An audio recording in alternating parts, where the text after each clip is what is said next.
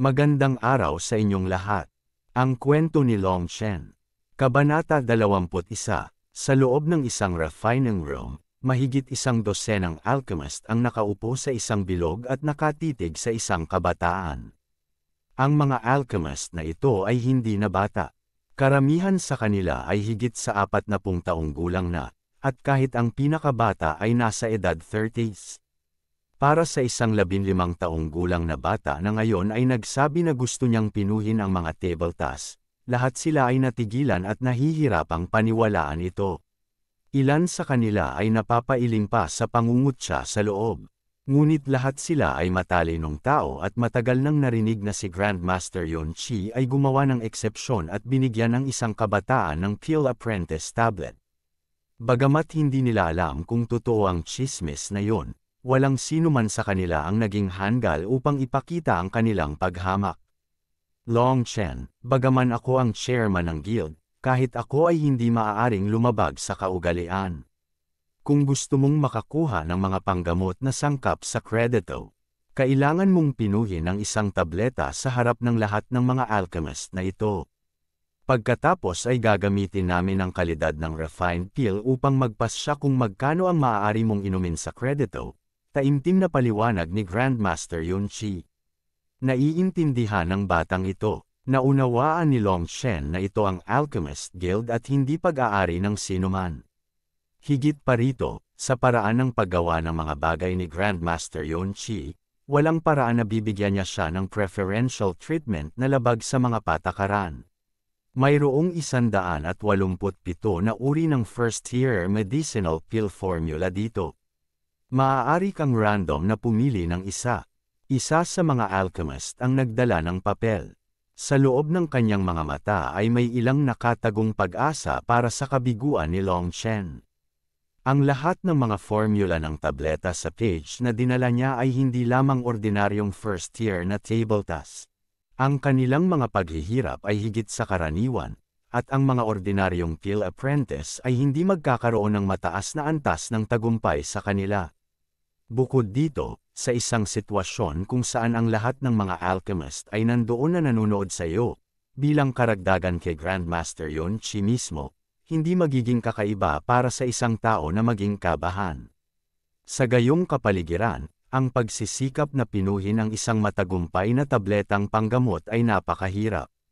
Ang taong nagbigay kay Long Chen ng pahinang iyon ay isa lamang pill apprentice. Siya ay higit sa 40 taong gulang na ngayon.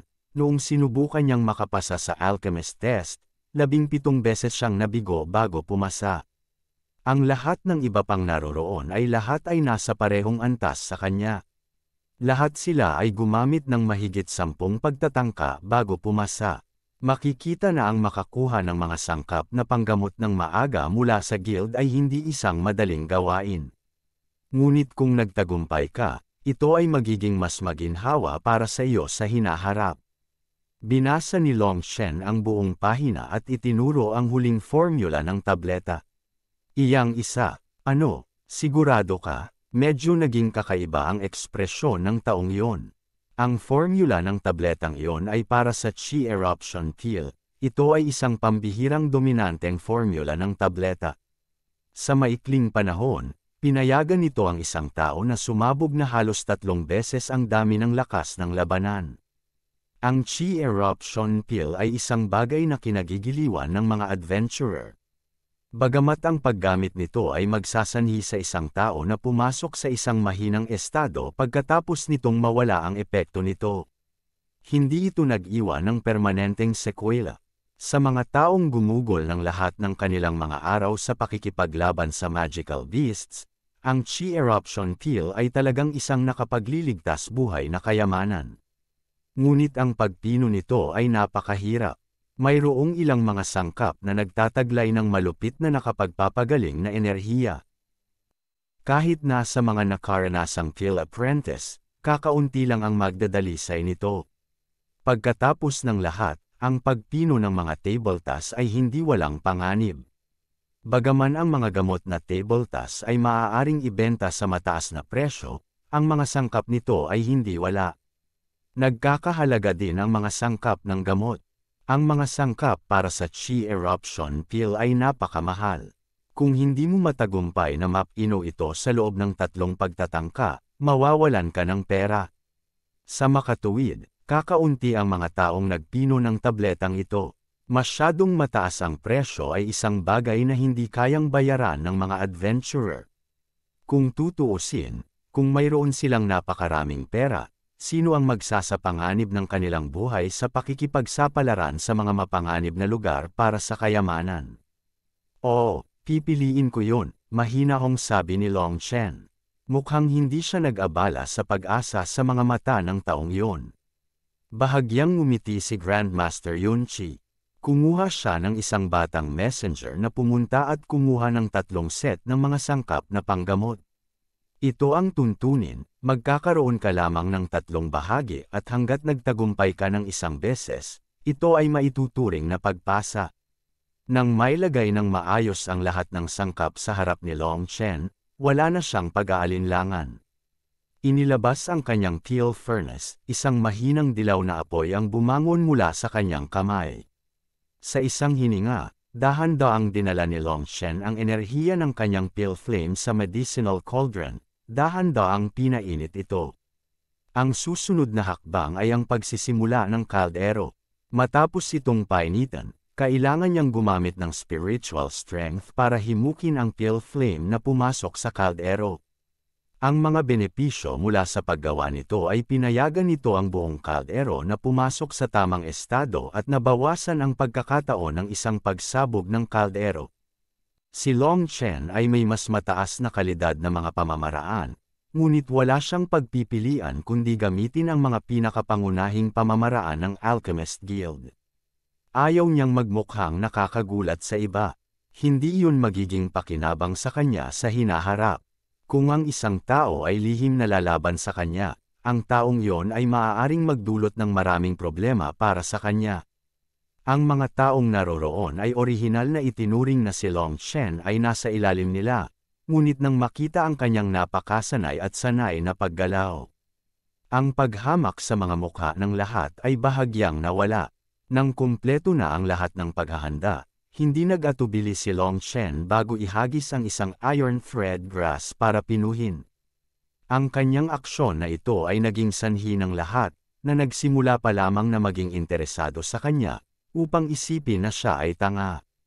Ang iron thread grass ay nangangailangan ng napakahabang panahon upang pinuhin. Ito ay kadalasang ginagawa mamaya kapag ang panggamot na kaldero ay ganap na uminit. Tanging ang mga mata ni Grandmaster Yunchi ang kumislap ng kakaibang liwanag habang palihim siyang tumango.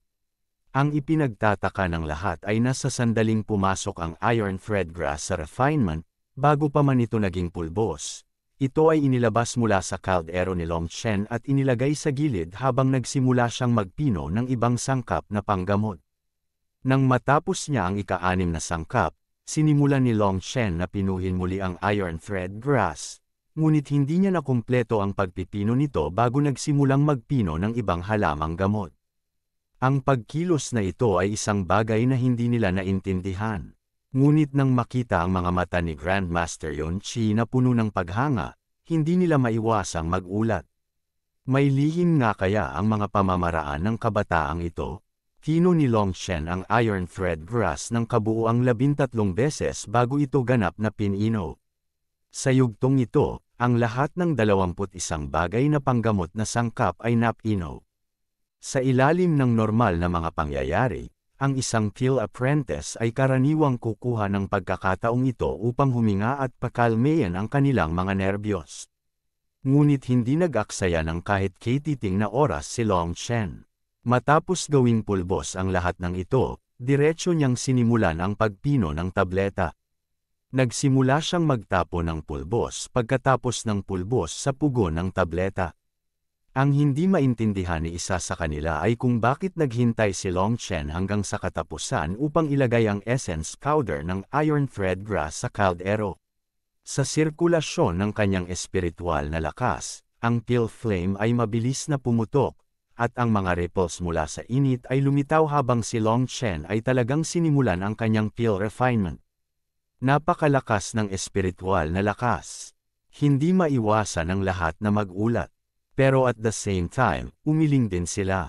Kung sinimulan niyang sayangin ang kanyang espiritual na lakas para palakasin ang apoy ngayon, paano niya mapapawi ang tableta mamaya? Lumilitaw na ang mga kabataan ay talagang masyadong naiinip.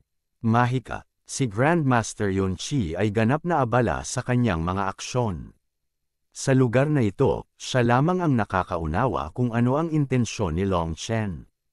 Kasabay nito, nagsimula rin siyang magkagusto kay Long Chen, sa napakalakas na kaluluwa at kakayahang magtrabaho ng husto, tiyak na posible para sa kanya na magkaroon ng magagandang tagumpay sa buhay. Ang naging sanhi ng hindi paniniwala sa lahat ay na kahit makalipas ang isang oras, ang espiritual na lakas ni Long Chen ay hindi nagpakita ng anumang mga palatandaan ng panghihina. Ngunit talagang lumalakas at lumalakas. Bang! Ang medicinal cauldron ay nagsimulang umuuga ng mahina, at isang malakas na pag-alon ang nagmula rito. Nakatuon ang tingin ng lahat, alam nilang lahat na ito ang pinakakritikal na sandali. Sa patuloy na pagyanig ng medicinal cauldron, karamihan sa mga alchemist ay magpapababa sa kapangyarihan ng pale flame upang patatagin ang kaldero. Ngunit hindi yun ginawa ni Long Chen, sa kabaligtaran. Nagpakain siya ng mas spiritual strength at ang pale flame ay naging mas mainit.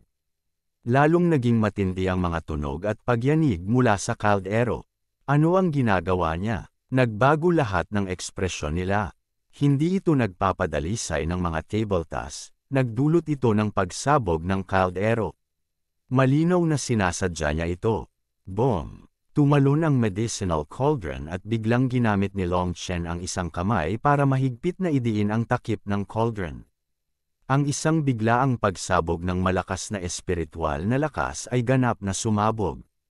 Bang! Agad na huminto ang halos sumasabog na pale furnace at bumalik sa kalmado. Napakagulo ng pamamaraan. Napakasayang ng enerhiya. Pinunasan ni Long Chen ang kanyang pawis. Ang paggamit ng paraang ito upang pinuhin ang mga tabletas ay talagang nakakapagod. Ngunit mahalaga na hindi niya ibunyag ang kanyang tunay na lakas. Maaari lamang niyang ipakita ang pangunahing, mapait na pamamaraang ito. Dahan-daang itinaas ang takip ng kaldero, isang makakapal na halimuyak ng tableta ang agad na napuno ng hangin. Laking gulat ng lahat, talagang nagtagumpay siya. Lahat ng naroroon ay maituturing na mga eksperto, kaya kahit na hindi na kailangang tumingin sa loob ng kaldero at umasa lamang sa halimuyak ng tableta, alam nilang nagtagumpay siya. Karamihan sa kanilang mga ekspresyon ay puno ng pagtataka. Magaling, hindi bababa sa ito ay dapat na isang middle-grade medicinal pill. Si Grandmaster Yun Chi ay nakatingin kay Long Chen ng may paghanga. Talagang nalampasan ni Long Chen ang kanyang mga inaasahan. Alam niya na sa espiritual na lakas ni Long Chen, hindi magiging mahirap na matagumpay na pinuhin ang isang tableta. Ngunit gusto niyang makita kung gaano kaganda ang pundasyon ni Long Chen. Ngunit ngayon ay nakita niya na ang mga foundational technique ni Long Chen ay walang katulad na matibay at hindi mas mababa sa pill apprentices na nagsanay sa loob ng maraming taon. Ang pinakakahangahangang bagay ay ang malalim na pag-unawa ni Long Chen sa medicinal essence. Alam niya na ang iron thread grass ay napakabangis sa kalikasan at nangangailangan ng maraming refinement upang pigilan ang marahas na kalikasang iyon. Ang paggawa nito ay magbibigay daan sa lakas ng tableta na tumaas at kasabay nito. Dagdagan ang pagkakataon ng isang matagumpay na pagpipino. Ang ganitong paraan ng pagpino ay isang bagay na walang alam sa loob ng Alchemist Guild. Ngunit sa loob ng guild ay may isang lihim na bodega ng mga bihirang tomes. Ang isang mag-asawang matatanda ay gumawa ng mga pag-record doon. Sa kasamaang palad, ang mga akda ay napakalabo, ngunit mayroon itong teoryang ito, sa pamamagitan ng pagpino sa iron thread grass ng maraming beses, posibleng mabawasan ang pagiging marahas nito. Ngunit ang mga pag-record na iyon ay nagbanggit lamang ng napaka-ordinaryong pamamaraan o hindi kumpletong ideya. Pagdating sa mga alchemist, sino ang magiging napakabait na basta nalang mamigay ng kanilang dugo, pawis, at luha? Pabayaan ang iba, kahit si Grandmaster Yun Chi, na alam ang tungkol sa recording na ito, ay hindi kailanman nabanggit ang pamamaraang ito ng pagpino sa Iron Thread Grass. Ang isang dahilan ay dahil wala siyang obligasyon na pumunta at magturo sa iba, at ang isa pa ay ang mga alchemist na walang kakayahan sa pagbabago ay hindi magkakaroon ng anumang magagandang tagumpay. Nang marinig ng iba na sinabi ni Grandmaster Yun Chi na ito ay isang middle-grade medicinal pill, lahat sila ay lubos na hindi makapaniwala. Sa pagtingin sa mga titig na nakatutok sa kanya, bahagyang ngumiti si Long Chen. Sa pamamagitan ng isang kaway ng kanyang kamay, ang kanyang espiritual na enerhiya ay naglabas ng 5 ganap na bilog na medicinal pill. Kasama ng 2 sa mga tabletas ang ilang nakakagulat na mga ugat na nakakaakit sa mata, mga linya ng tableta. Ito ay isang katangian ng middle-grade pills. Sandaling natahimik ang buong kwarto. Maliban kay Grandmaster Yun Chi, ang mga mata ng lahat ay puno ng pagkabigla, paghanga, at syempre, bakas ng selos. Nang makita ang 5 tabletas sa kanyang mga kamay, sa wakas ay nakahinga si Long Chen. Sinamantala ni Grandmaster Yun Chi ang sandaling ito para ipahayag, nagtagumpay si Long Chen sa pagpino ng isang tableta. Ginagantimpalaan ko siya ng pangalawang klaseng kredito. Nagbago ang ekspresyon ng lahat dahil doon. Ang pangalawang klaseng kredito ay isang pribilehiyo na nagbigay daan sa iyong bumili ng pangalawang antas na mga sangkap ng gamot na panggamot. Naging sanhi ito ng pamumula ng mga mata ng lahat sa inggit. Sa harap ng masalimuot na tingin ng lahat, sinundan ni Long Chen si Grandmaster Yun Chi palabas ng silid.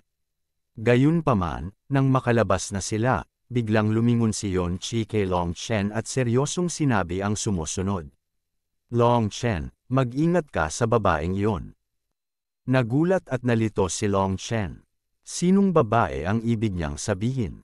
Ang babaeng nakipag-away sa iyo sa simula, mataimtim na sabi ni Yun Chi. Ano, may problema ba siya? Naguguluhang tanong ni Long Chen. Nag-alinlangan sandali si Grandmaster Yun Chi bago sinabing, sumama ka sa akin. Sinundan ni Long Chen si Grandmaster Yun Chi sa cultivation room na pinuntahan nila dati.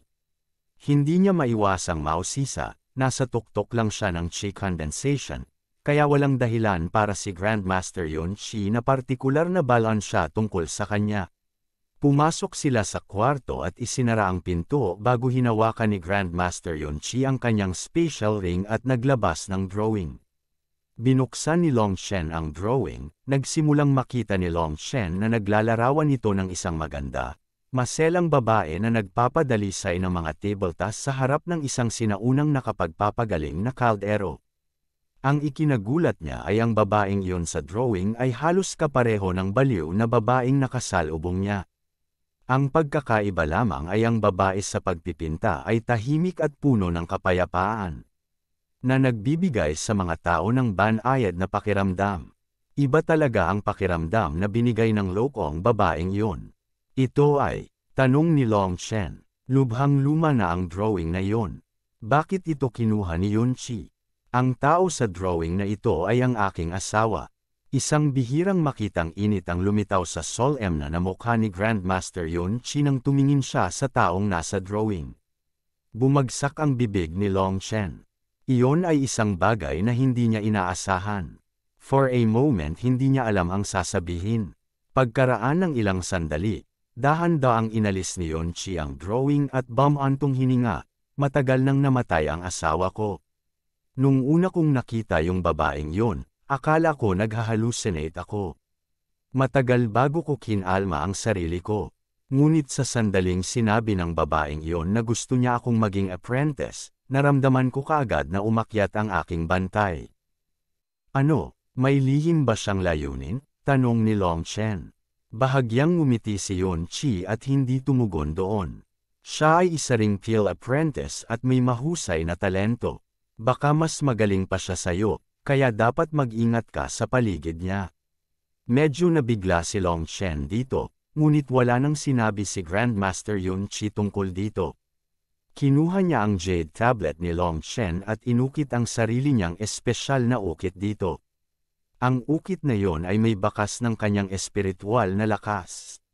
Sa pamamagitan nito, makakakuha si Long Chen ng ilang mahahalagang sangkap ng gamot mula sa medicinal room ng Alchemist Guild ng pautang. Pinaalis niya si Long Chen nang matapos niya ang ukit na yon.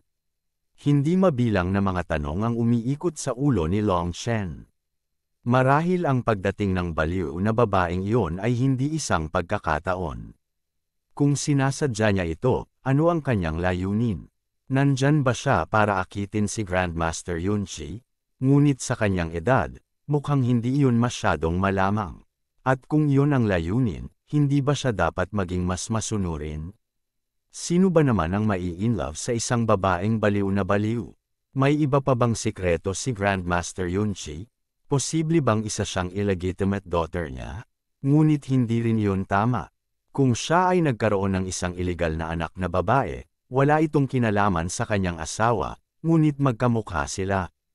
Sumasakit ang ulo niya sa pag-iisip tungkol dito, ngunit hindi niya pa rin moari.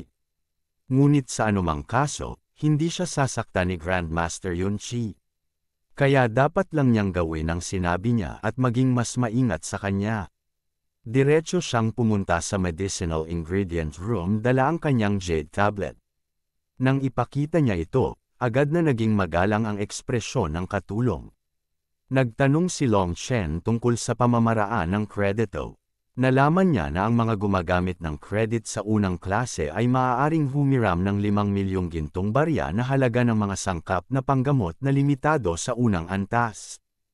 Ngunit ang pangalawang klaseng kredito ni Long Chen ay nagbigay daan sa kanya na humiram ng 30 milyong gintong barya ng unang antas na mga sangkap na panggamot, gayon din ang 5 set ng pangalawang antas na mga sangkap na panggamot. Dahil sa ganitong uri ng resulta, sulit ang paglalakbay na ito. Sa ganoong limitasyon sa kredito, hindi na niya kailangang mag-alala na hindi niya kayang bumili ng mga sangkap na panggamot. Karaniwan, kung ang isang alchemist ay maaaring magtagumpay sa pagpino ng isa sa 5 beses. Pagkatapos ay siya ay magwawakas. Kung magtagumpay siya ng dagdag na oras, kikita siya ng malaking kita. Tulad ng para kay Long Chen kasama ang kanyang mga alaala sa Pill God, ang kanyang pagkakataon na mabaigo kapag pinipino ang isang first tier na medicinal pill ay 0%. Kung ang kanyang pill flame ay hindi masyadong mahina, ang kanyang kahusayan sa bilang ng mga tabletas sa bawat furnace ay tataas pa. Ngunit nang maisipan niyang linisin ang pangalawang antas na mga gamot na panggamot, nagpasya si Long Chen na huwag itong subukan. Sa lakas ng kanyang kasalukuyang pill flame, ang pagpino ng pangalawang tier na tableta ay mapapagod sa kanyang kamatayan. Sa sandaling ito, dapat niyang ipagpatuloy ang pagtutok sa pag-condense ng kanyang Feng Fu Star.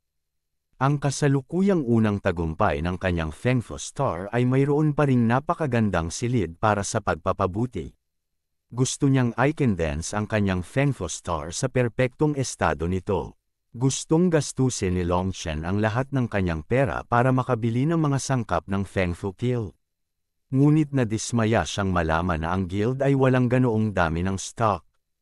Nang walang ibang pagpipilian, bumili siya ng 50 hanay ng mga sangkap pati na rin ang ilang iba pang unang baitang na sangkap na panggamot.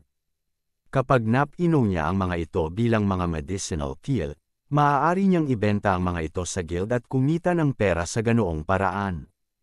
Ang martial arts ay laganap sa loob ng Phoenix Cry Empire, at sa napakaraming tao at adventurer, ang mga medicinal pill ay palaging mataas ang demand at nasa isang sitwasyon kung saan ang supply ay hindi kailanman matugunan ang pangangailangan.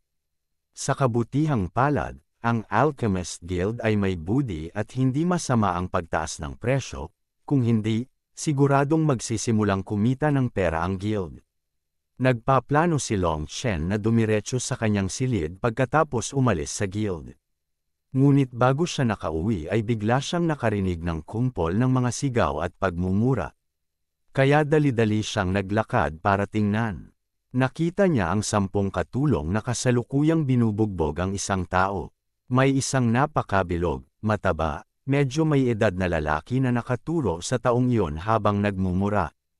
Anong nangyayari dito? Tanong niya sa isang lalaking nanunood ng kaguluhan. Hehe, matatawa ka talaga kapag narinig mo. Nakikita mo ba ang Sim Enea na mahigit 200 metro ang taas? Itinayo ito ng batang iyon. Dumating ang amo para mag-inspeksyon ngayon, at nang makita niya ito, halos mamatay siya sa galit. Binasa ng tulala ang mga blueprints na nakabaliktad. Talagang gagawa siya ng balon, ha. Nabulunan din si Long Chen sa kanyang pagtawa nang marinig niya iyon. Talaga bang umiral ang mga ganyan sa mundo? Nang makita ang taong iyon na binugbog sa lupa, bahagyang nanginag ang kanyang puso. Ang taong iyon ay tila hindi ganoon katanda, malamang na hindi siya mas matanda kay Long Chen. Ngunit ang kanyang katawan ay napakahaba at malakas. Nakahiga lang siya sa lupa at hinahayaan ang mga taong iyon na hampasin siya ng hindi gumaganti. Ang ikinagulat ni Long Chen ay sa tuwing dumarating ang mga suntok o sipa ng mga taong iyon sa kanyang katawan, isang hindi maipaliwanag na enerhiya ang lumalabas sa kanyang katawan at itinataboy sila palayo. Kung wala ang nakakagulat na espiritual na lakas ni Long Chen, imposibleng mapansin ang mahinang alon na iyon. Ngunit para sa kabataang iyon, walang mga pagbabago sa espiritual na enerhiya mula sa kanya at kaya tiyak na hindi siya isang cultivator. Nakahiga lang ang kabataang iyon ng matagal na walang reaksyon, at ang resulta ay tuluyang napagod ang mga taong bumubugbog sa kanya, nagsimulang sumakit ang mga kamay at paa. Damn, ginagalit niya talaga ako to death. Gaano karaming pera ang gagastusin sa akin ng lokong ito? Talunin siya hanggang mamatay. Tuldok, lalong nagagalit ang matabang amo na yon sa tuwing titingin sa napakalaking Sim Enea sa kanyang harapan. Paulit-ulit siyang nagmura at lumapit para sipain siya ng ilang beses. Tumigil ka, damn, sino ka sa tingin mo? Sa sobrang galit ng amo na yon ay hindi man lang niya nilingan kung sino ang nagsalita bago nagmura. Saka lang niya hinanap ang nagsalita. Nang magawa niya yon, agad siyang pinagpawisan at nauutal, "Yang, Master. Tumigil ka na, narito ang 100 gintong barya. Sapat na upang ibagsak ang Sim Enea at makagawa ng bagong balon." Masyadong tamad si Long Chen na makipagtalo o makipagtawaran sa ganoong tao, kaya diretso lang siyang naghagis ng isang bag ng gintong barya sa kanya. Kung kaya niyang lutesin ang isang problema sa pamamagitan lamang ng kaunting pera, kung gayon ay hindi na niya gustong gumawa ng karagdagang aksyon. Nakita ito ng iba at mabilis na tumigil. Mabilis na sinabi ng matabang amo, "Young Master, ito. Kunin mo at umalis ka dito." Sumimangot si Long Chen at naging malamig ang kanyang boses. Nang tingnan niya ang mukha ng lalaking iyon, alam ni Long Chen na siya ay isang tulala na susubukan na magkaroon ng magandang relasyon sa kanya. Kaya diretso niyang inutusan siya palayo, masisiraan siya ng mukha ng ganitong klaseng tao. Oo, aalis ako kagad. Mabilis niyang pinaalis ang lahat ng malungkot. "Mababang kapatid, mangyaring bumangon," sabi ni Long Chen sa kabataang nakahandusay pa rin sa lupa. Ang binata ay tila natutulog. Nang tumawag si Long Chen ay blangko niyang itinaas ang kanyang ulo at napagtantong wala na ang mga taong bumubugbog sa kanya. "Ikaw ba ang taong nagligtas sa akin?" Naguguluhang tanong niya. "Bumangon ka at pagkatapos ay mag-uusap tayo," ngumiti si Long Chen. Ang kabataang iyon ay tila 100% tapat at mabait, na nagbibigay sa mga tao ng magandang impresyon. Nang makatayo siya, ang mga taong kanina pa nanunood sa kaguluhan ay nagpakawala ng gulat na sigaw. Habang nakahiga siya sa lupa ay namalayan na lamang nila na medyo malaki na siya, ngunit ngayong tumayo na siya ay lubos niyang ikinagulat ang lahat. Siya ay humigit kumulang 3 metro ang taas. Siya ay halos isang higante, at binigyan niya ang mga tao ng isang napaka-pressure na pakiramdam. Gaano katangkad? Nagulat din si Long Chen. Sa harap niya, lahat ng iba doon ay naging mga bata kung ikukumpara. Bakit hindi ka lumaban noong binubugbog ka nila?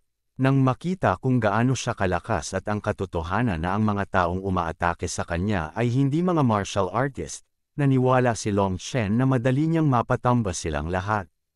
Sabi nila may ginawa akong masama, kaya hindi ako makalaban kapag sinaktan nila ako, simple-mindedly niyang sagot.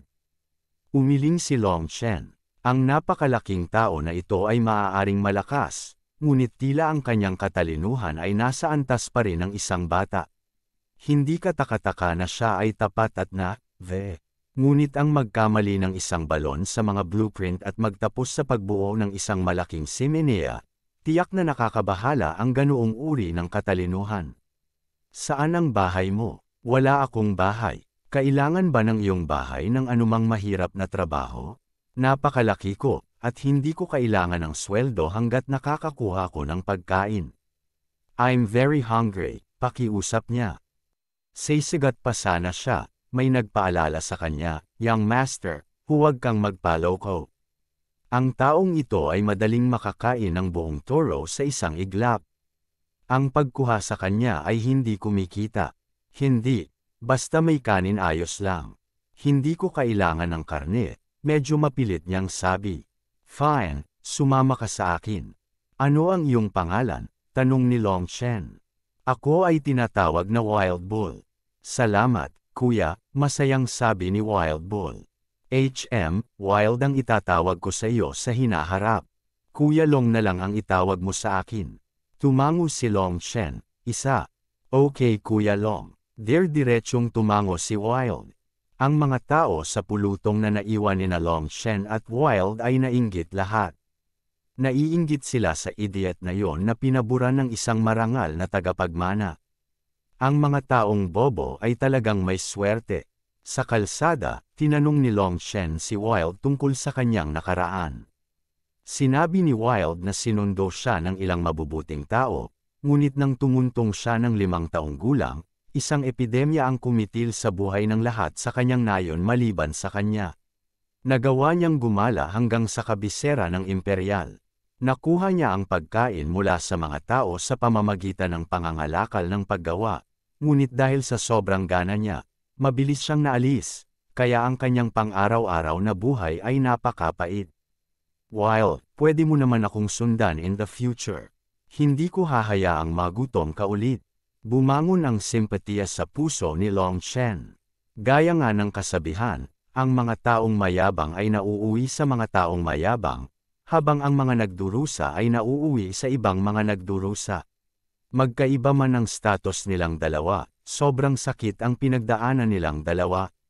Hindi sila ganoon kaiba maliban na lamang na nagawa ni Long Chen na ibalik ang kanyang kapalaran kamakailan lamang. Habang naglalakad sila, napunta sila sa isang malawak na kalsada nang biglang umalingaw ang gulat na sigaw at isang napakalaking silhouette ang bumaril sa kanila. Iyon ay isang marangyang karwahe na hinihila ng Scarlet Yak, isang first-rank magical beast. Ang mabangis na paghila nito ay umabot sa kalahati ng buong kalsada, hindi isinasaalang-alang ang mga tao sa paligid. Isang 5 taong gulang na batang babae ang naglalaro sa kalsada nang bigla niyang makita ang higanteng si Scarlet Yak at agad na natakot na nanigas. She was petrified, hindi man lang makaiwas. Anumang segundo, sasagasaan siya nito. Malamig na bamantong hininga si Long Chen, humakbang ng paputok, na naging sanhi ng pagkabasag ng ilang matibay na tile sa sahig sa ilalim ng kanyang mga paa. Para siyang kidlat, agad na inabot at sinunggaban ang dalaga, dali-dali siyang hinayla sa gilid. Ang karwahe ay lumampas sa kanilang dalawa nang siya ay nagpapatatag. Akala ni Long Chen ay yun na. Ngunit isang galit na sigaw ang umalingaw-ngaw. Anong hamak na alipin ang nang-ahas na hamarang sa aking landas? Humihingi ka ng kamatayan. Kasabay ng malamig na sigaw na ito, isang mahabang letigo ang sumipol sa hangin, bumaril patungo kay Long Chen. Anong hamak na alipin ang nang-ahas na hamarang sa aking landas? Humihingi ka ng kamatayan. Kasabay ng malamig na sigaw na ito, isang mahabang letigo ang sumipol sa hangin habang ito ay bumaril patungo kay Long Chen. Ang letigo na yon ay kumilos ng napakabilis at tuso. Ang umatake sa kanya ay nakakagulat na isang whipmaster. Dapat ay nakaiwas si Long Chen, ngunit mas mahirap sa paghawak niya sa batang babae. Ang galit ay bumangon sa loob niya, huli na ang lahat para makaiwas siya. Pinoprotektahan ang maliit na batang babae, ginamit niya ang kanyang espiritual na enerhiya upang protektahan ang kanyang katawan at naghanda na puwersahang tanggapin ang suntok sa kanyang braso. Sa sandaling yon, isang malaking figure ang dumating sa harap ni Long Chen. Bang! Ngumisi si Wild kay Long Chen. Siya ang gumawa ng suntok sa kanyang likod para kay Long Chen. Nagdilim ang mga mata ni Long Chen. Gusto niyang makita ng eksakto kung sino ang umatake, ngunit ang karwahe na yon ay mabilis na umaalis.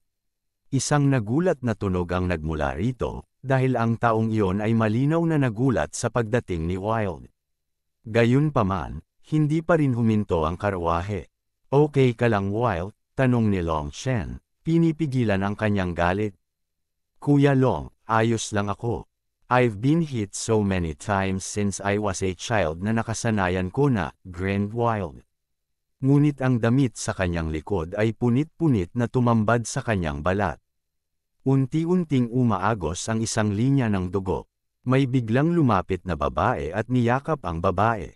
Siya ay umiyak nang hindi mapakali habang nagpasalamat kina Long Chen at Wild. Ngumiti ng nakakaloko si Wild, at inaliw siya ni Long Chen ng ilang salita bago umalis. Ngunit pinipigilan ni Long Chen ang sikmura ng galit, para tumalon sa isang abala at masikip na kalsada at talagang tamaan ang isang tao ng latigo. Si Long Chen ay nagpaplanong tingnang mabuti ang taong ng ahas na maging matapang. Bagamat ang sugat ni Wild na tumutulo ng dugo ay mukhang nakakatakot, ito ay sugat lamang sa laman.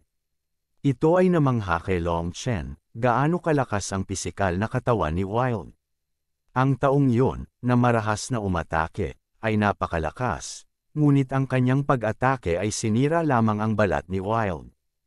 Habang naglalakad ang dalawa, biglang naglabasan ang tiyan ni Wild ng ungol na kasing lakas ng kulog.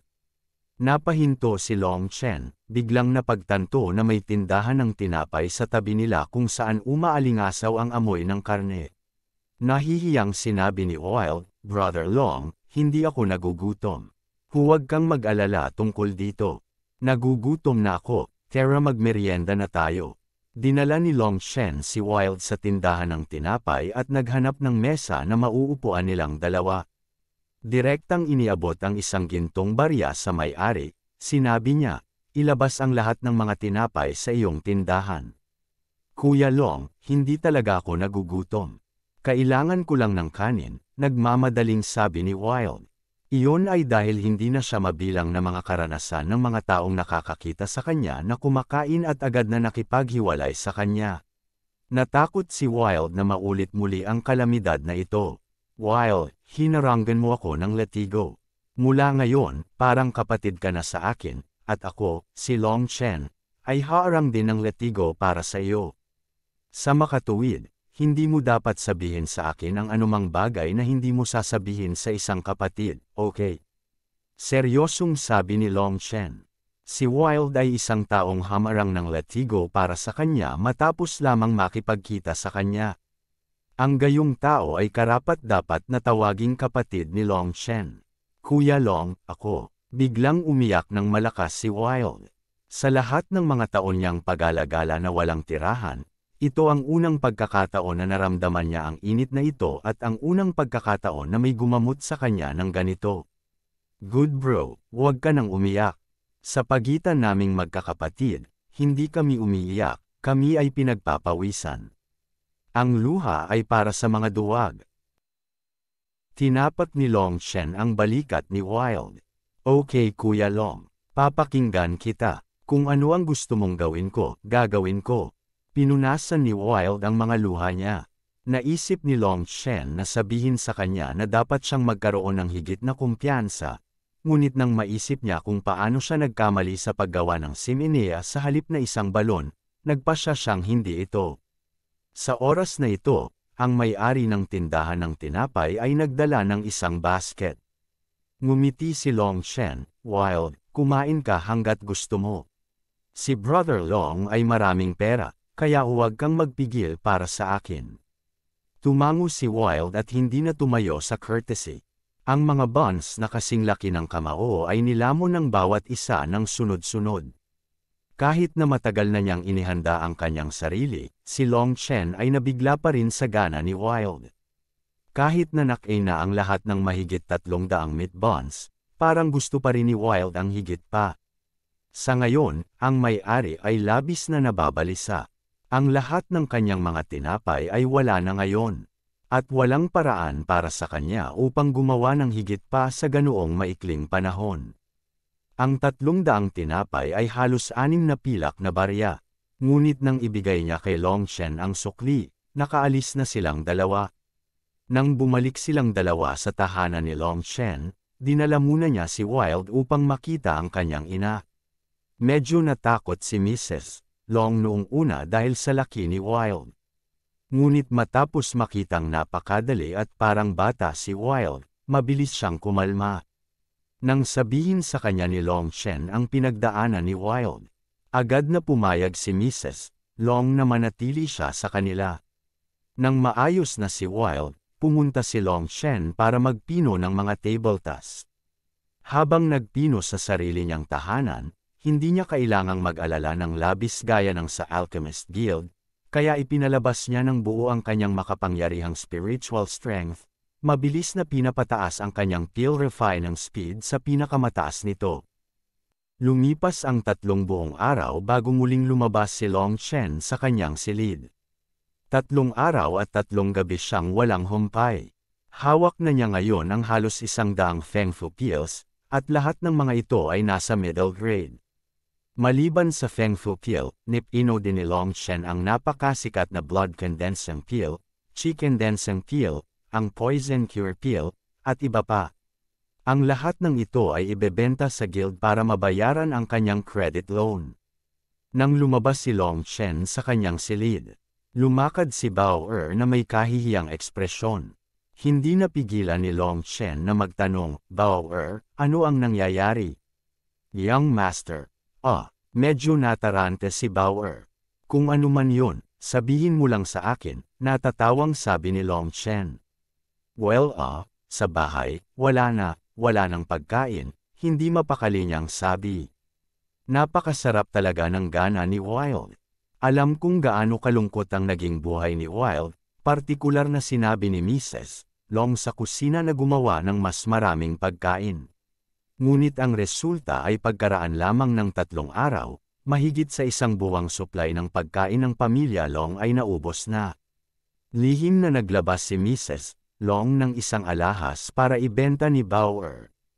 Nadama ni Bao Er na ang ganitong bagay ay dapat munang konsultahin kay Long Chen, kaya hinanap niya ito. Tumawa si Long Chen at tinapak ang kanyang ulo. "Little girl, naging matalino ka talaga. Ako na ang bahala sa usaping ito." Si Bao Er ang personal na kasambahay ni Long Chen, at sa kabila ng pagiging mahirap ng pamilya Long, ayaw umalis ni Bao Er. Matagal nang sinimula ni Long Chen na makita siya bilang isang nakababatang kapatid na babae. "Young Master, wala ring sapat na pagkain para sa hapunan ngayong gabi," paalala niya. Sa puntong ito, siya ay halos ang tagapamahala ng buong sambahayan. Nadama ng bookkeeper na walang pagkakataon para sa pagsulong sa Long household, kaya matagal na siyang umalis. "Okay, ako na ang bahala." May ilang gintong barya pa rin si Long Chen, ngunit chump change lang yon. Tinawag niya si Wild at umalis na silang dalawa para pumunta sa Alchemist Guild. Walang totoong dahilan kung bakit niya isinama si Wild. Gusto lang ni Long Chen na paunlarin ang kanyang pag-iisip. Ang karunungan ay nauugnay sa karanasan. Pagdating sa guild, dumiretso si Long Chen sa medicinal ingredient room at ibinigay ang 12-dosenang round medicinal pill sa mga kabataang namamahala. Natakot ang kabataang ito. Malinaw niyang naalala na si Long Chen ay dumating lamang 3 araw ang nakalipas para sa mga sangkap na ito ng panggamot. Paano niya nagawang makabalik dala ang mga gamot na ito sa loob lamang ng 3 araw? Sa karaniwan, humigit kumulang kalahating taon bago bumalik ang mga tao na may sapat na mga table tasks para mabayaran ang kanilang kredito. Isinantabi ang kanyang pagkabigla, Masunurin niyang kinuha ang mga ito at propesyonal na sinuri ang bawat isa. 17 middle grade at 36 na low grade medicinal pill. Kahit na siya ay may sukdulang tiwala sa kanyang mga gamit, hindi pa rin siya makapaniwala. Nang makumpirma niyang walang pagkakamali, ibinawas niya ang utang ni Longchen sa utang. Sa huli, may natira pa ring mga table tas. Master Longchen, para sa mga natitirang medicinal pill na ito, balak mo bang gamitin ang mga ito para ipalit sa mga sangkap na panggamot o dapat ko bang ipagpalit ang mga ito sa mga gintong barya? Magalang na tanong ng kabataan. Ay convert silang lahat sa gintong barya. Sige, maghintay ng ilang sandali. Ang kabataang yun ay nagmamadaling nagbuklat ng isang libro na may pinakabagong mga presyo sa merkado para sa mga gamot na table tas. Kinailangan niyang kalkulahin ang presyo alinsunod sa pamantayang iyon. Master Long, sa kabuuan, ito ay 8,170,000 gintong barya. Tumango si Longchen. Ang Alchemist Guild ay hindi for profit, kaya ang presyong ito ay napakapatas. Mas mababa lang ito ng ika-10 kaysa sa presyo sa merkado, at talagang sulit ang pagiging ma-enjoy ang napakaraming espesyal na treatment bilang kapalit. Ibigay mo sa akin sa 2 crystal card. 2,000,000 sa isang card, at ang natitira sa isa, sabi ni Longchen. Pagbalik niya sa bahay, naghihintay na si Bauer sa mga tarangkahan. Inabot niya kay Longchen ang isang pulang card ng imbitasyon. Nagpadala si Young Master Shifeng ng isang imbitasyon sa iyo. Binuksan ito ni Longchen at ngumiti. Umalis si Shifeng sa kanyang pag-iisa pagkatapos pumasok sa Blood Condensation Realm. Naghanda siya ng isang piging sa Heroic Assembly House at inanyayahan ang lahat na magdiwang kasama niya. Nang kalkulahin niya kung ilang araw na ang lumipas, parang tama na. Bauer, dito, magtrabaho ng mabuti bilang kasambahay at ang young master na ito ay bibili sa iyo ng isang masaganang dot sa hinaharap. Hahayaan kang magpakasal ng may estilo, natatawang sabi ni Longchen habang inaabot niya ang isang kristal na card kay Bauer. Pulang-pula ang mukha ni Bauer, ngunit nang makita niya ang numero sa card, nagbago ang kanyang ekspresyon at hindi makapaniwala. Munting mayaman na babae, ang hinaharap na gawain ng Long household ay ikaw na ang bahala. O sige, bilhin mo lahat ng alahas ng nanay ko. Kahit na mas malaki ang halaga nito sa iyo ng 10 beses, hindi ito problema, sabi ni Longchen. Oh, huwag kang mag-alala young master, hahawakan ito ng maayos ni Bauer. Ilang beses tinapak ni Bauer ang kanyang dibdib at ganap na tumayo ng may kumpiyansa. Tumango si Longchen at dinala si Wild sa Heroic Assembly House. Ang Heroic Assembly House ay isang sikat na restaurant sa kabisera. Napakayaman ng mga taong kumakain doon. Ang pangunahing atraksyon ay, syempre, ang kahanga-hangang pangalan, at pagdaragdag sa masarap na pagkain, ito ay naging isang paboritong lugar para sa mga royalty at maharlika upang mag-party. Sa itaas na palapag nito ay may malaking round table. Sa oras na ito ay puno ng lahat ng uri ng mga delicacy. Gayunpaman, sa sandaling ito, ang lahat ay idly lamang na nakikipag-chat, at walang sino man ang kumuha ng kanilang mga chopstick. Nang makita nila ang isang tao na pumasok, lahat ay nagmamadaling tumayo. Kuya Long, Lord Long, si Shifeng, Fatio, at ang iba ay pawang tumawag sa kanya, ngunit nang makita nila si Wild sa likod nila ay tumalon silang lahat. Itinuring na si Shifeng na napakalaki, ngunit maliit pa rin siya sa harap ni Wild. Hayaan mong ipakilala kita sa kapatid ko, Wild. Nang marinig nila ang kanyang pagpapakilala, lahat ay nagmamadaling binati si Wild, ngunit ang tanging ginawa ni Wild ay tumango at nakakalokong tumawa. Nang dumating si Longchen ay naupo silang lahat para kumain. Itinaas ni Shifeng ang kanyang baso. Brother Long, hindi ako magsasabi ng anumang hindi kinakailangang salita. Ako, Shifeng, toast sa iyo. Malalim na inukit ni Shifeng ang kanyang pasasalamat kay Longchen sa kanyang puso. Kakailanganin niya sana ng ilang taon bago maabot ang blood condensation realm, ngunit ngayong naabot niya ito ng napakaaga, tiyak na malaking tulong ito sa kanya sa hinaharap, na magbibigay daan sa kanya na maabot ang mas mataas na taas. Nag-toast din kami sa'yo, Kuya Long. Nanguna si Fatio at tumayo ang lahat. Sa panggamot na likidong ibinigay sa kanila ni Long Chen, mabilis nilang naramdaman ang espiritual na chi ng langit at lupa. Naabot na ni Shou Hao mula sa Daybreak Marquee at Matabang Yu ang unang heaven stage ng chi condensation. Ang lahat ng ito ay naging posible lamang dahil sa suporta ni Long Chen. Napuno ng pasasalamat ang lahat sa kanya. Cheers! Tumawa si Long Chen. Anuman ang mangyari, ang mga taong ito ay tumulong sa isa't isa sa mga oras ng kaguluhan. Sila ay kanyang mabuting kaibigan. Pagkatapos ng ilang inumin, nagsimulang mag-chat ang lahat. Si Wild lang ang nakatutok sa pagkain. Sinadya ni Long Chen na hilingin kay Shifeng na mag-order ng dagdag na pagkain. Sa kabutihang palad, si Wild ay nakakain na ng marami bago dumating. Kung hindi, baka natakot niya si Matabang Yu at ang iba pa hanggang sa mamatay. Lahat ay nag-uusap tungkol sa kanilang kasalukuyang sitwasyon. Hindi lamang sila puno ng sigla, ngunit ngayon na maaari na nilang linangin, ang kanilang mga kapalaran sa loob ng kanilang mga pamilya ay tumaas din sa pagkakaisa. Ang pinakamahalagang bagay ay ang balita na si Long Chen ay naging field apprentice ay dumaan sa halos buong kabisera ng imperial. Ang relasyon ni Long Chen kay Matabang Yu at sa iba pa ay isang bagay na alam ng lahat. Kaya naman, ang bawat isa sa kanilang mga pamilya ay lihim na nagsabi sa kanila na gumawa ng ilang magandang relasyon sa kanya. Pinaginhawa nito ang patuloy na panggigipit sa kanila. Habang nag-uusap ang lahat ay biglang may mga yabag mula sa ibaba. Kumunat ang noo ni Shifeng. Sinabi ko talaga sa may-ari na bantayan. Na-reserve ko na ang buong restaurant, so paano may darating pa?